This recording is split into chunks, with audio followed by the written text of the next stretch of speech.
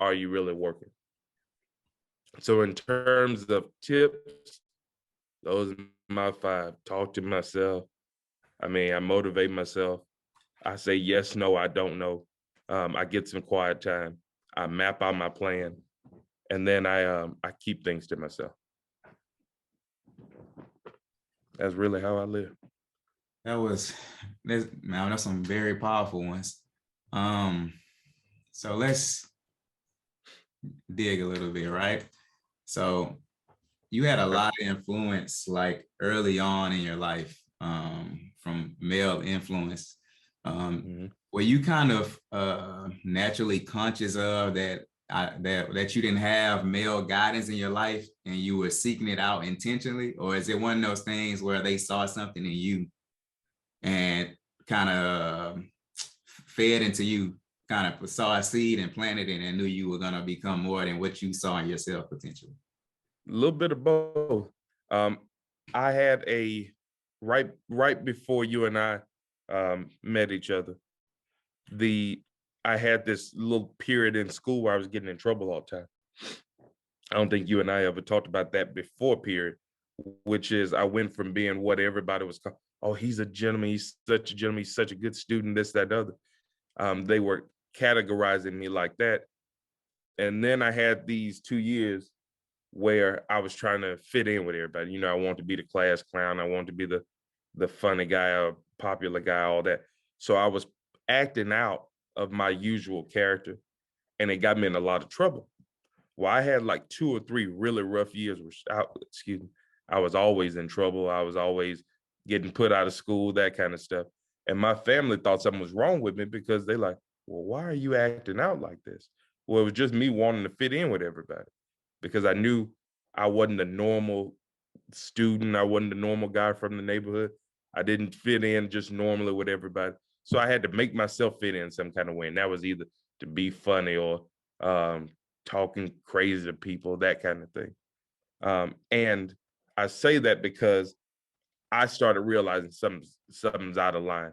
Why am I always? I think the disappointment from my family is really what started me saying, "All right, it's time to change something."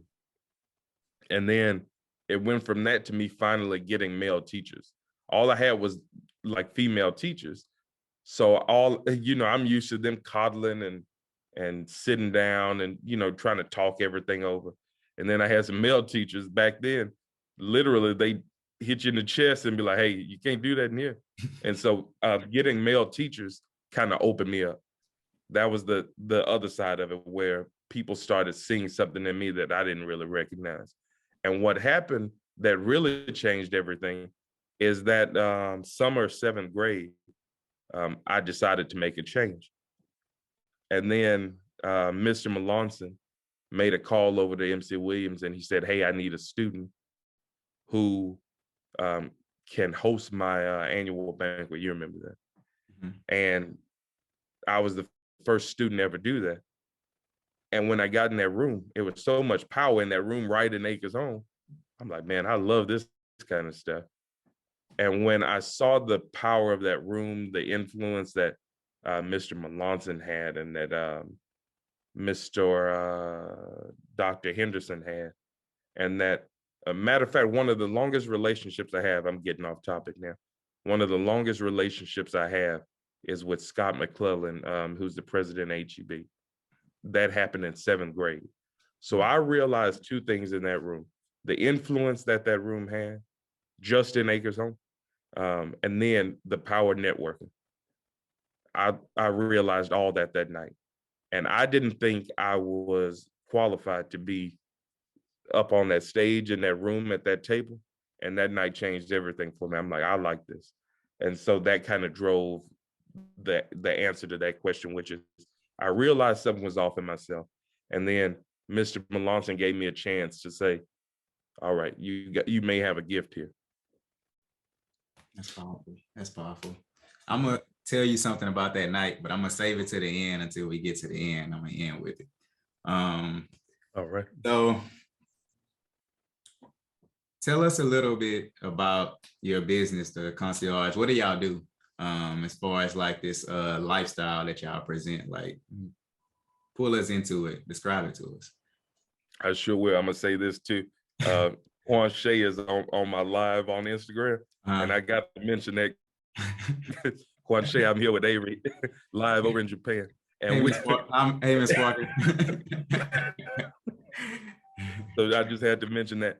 But Lux Life is my company I started a couple years ago. It is a global concierge, and most people have to try to figure that out. But really, what it is I'm the human version of a Black American Express. So it delves into big ticket, and my specialty is big ticket, but I do it all, which means if a client calls me and say, hey, um, I need you to dress me in Japan next week, and then set up my hotel, my jet, my hotel stay, everything. So I align anything that life need is. My specialty, what really got me started, is I spent 10 years in uh, corporate sales, and then on the management side of the car business. And so what started it off was I was working like 8 different jobs, right, outside of work. And one of the guys would always call me and said, man, you just ought to start a concierge company. And he was joking, but he was like, no, you're doing it all anyway. So I was managing estates, which is a big part of my business. I have some clients, high net worth individuals, who might have 10 cars, 3 houses, and then, they need staff for them, they need management for them, and then they need everything managed. So that's really where I got my start on the lifestyle concierge, which was, some people would call me and say, hey, I don't have anybody to come get my cars to the shop, get oil changes, get the inspections done. I don't have anybody to come clean up my house or get my kids to school. I don't have a driver, that kind of thing. And I would arrange all that for them because I have a lot, I know a lot of people here in the city. And I would always try to plug in the smaller businesses that I knew into these people's lifestyle. And it started there, and it just branched out to, hey, I need a car. Um, and my thing with the cars was, I'm trying to keep you from going to the dealership, dealing with salesmen. I know the business, so I don't want people to get over on you. I'm gonna save you money on that side.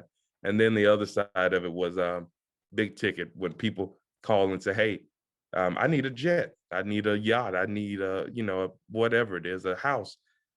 They would always call me for it. And so I started getting my licensing for it. I started branching out into not just local relationship. It went statewide and then nationwide, and now it's international because I do business with people all over the world. So, yeah. So one thing I always hear about a lot of tenured business owners, they say they always find a problem and provide a solution. So I can kind of see where you identified a problem in between and you provided a solution for it, and it's been successful for you.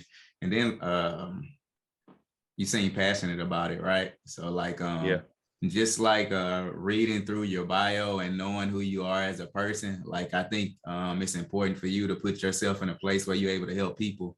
So I'm noticing you taking that gift that you have been able to help people and you're applying it to different areas of your life. Could you talk a little bit more in depth about the community work you do? I will. I'm gonna answer this real quick.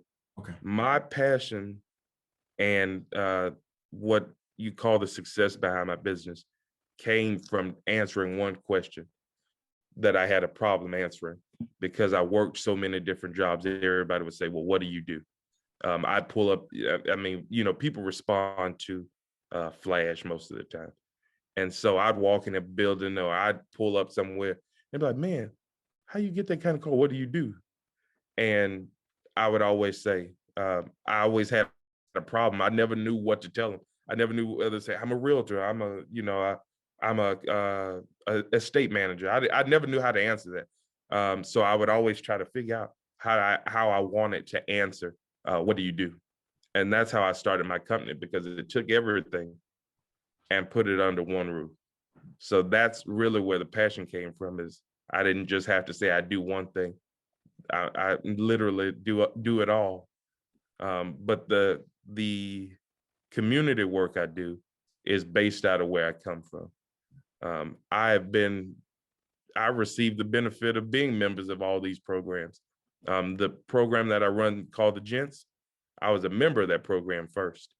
Um, I served as a member for 4 years.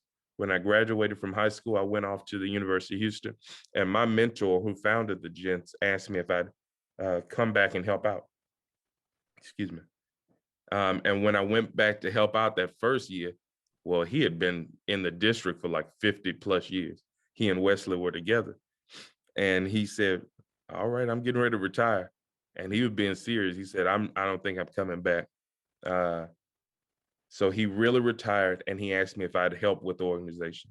Well, I served on the sideline for a couple years, and then we made it official where I became the director officially.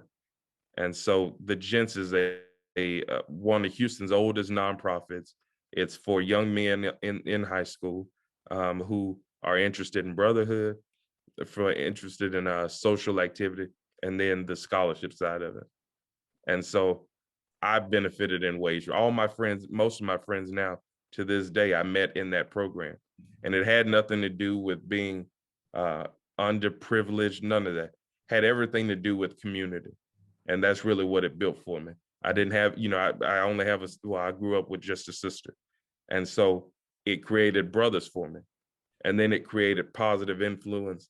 It gave me a chance to break out of my comfort zone in the social world, and opened up a whole world to me on the social side, like the step shows, that kind of thing.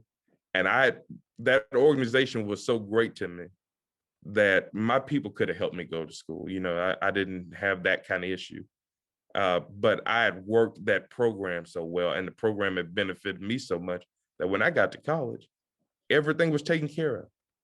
They never had to come out and help me on any of that. And that organization was responsible for my setup. And because of everything that I received from it, I always said, well, the least I could do is serve or help out. You know what I mean?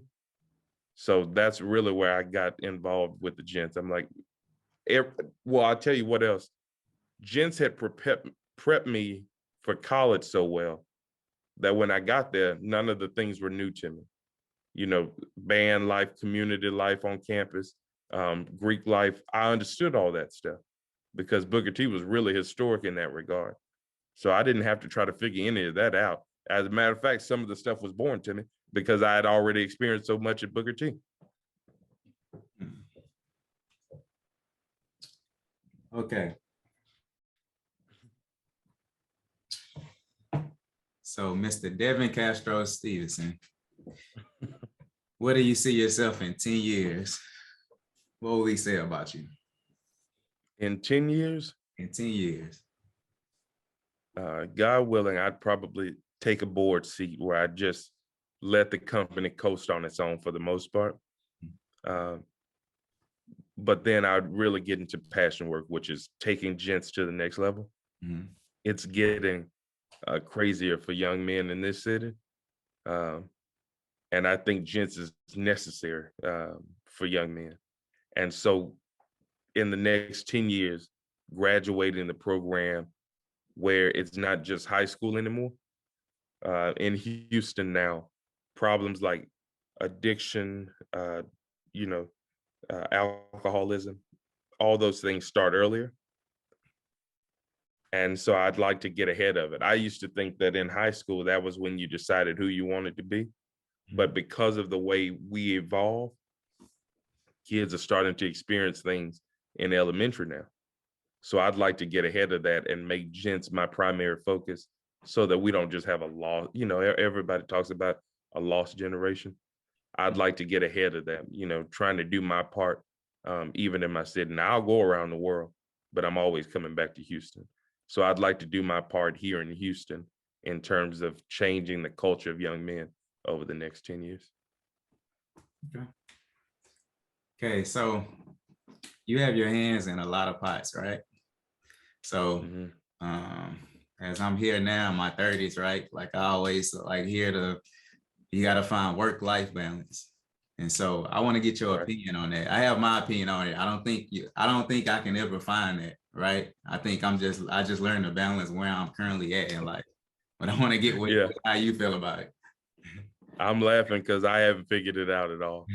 I it doesn't exist for me. So I'm the wrong person. I can tell you how I experience it, but I'm the wrong person to advise on it because I have not figured out work-life balance at all.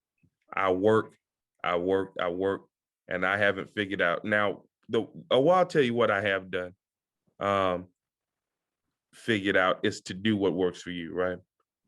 The balance for me is I might work nonstop every day, but I try to carve out one little section that's for me, it's Friday evening. I might do everything else all week, but on Friday evening, I try to sit down for a couple hours, at least sleep for 1 hour, and then I try to go and make up on whatever I've been missing out on. I got so many friends and people I do business with that everybody I've been missing doing lunch with or doing hanging out with, I make Friday evening my little time where I say, all right, I'm gonna go do dinner. I'm gonna go have a drink. I'm gonna show up to this, baby shower, whatever I've been missing. I try to carve that one little time out in my week to do that.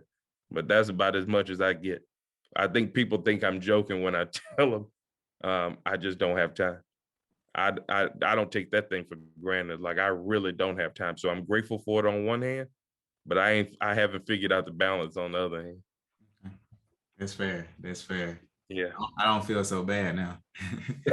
No, if you figure it out, look, and one of the other guys that figured it out, let me know. Right. I'm still struggling with that.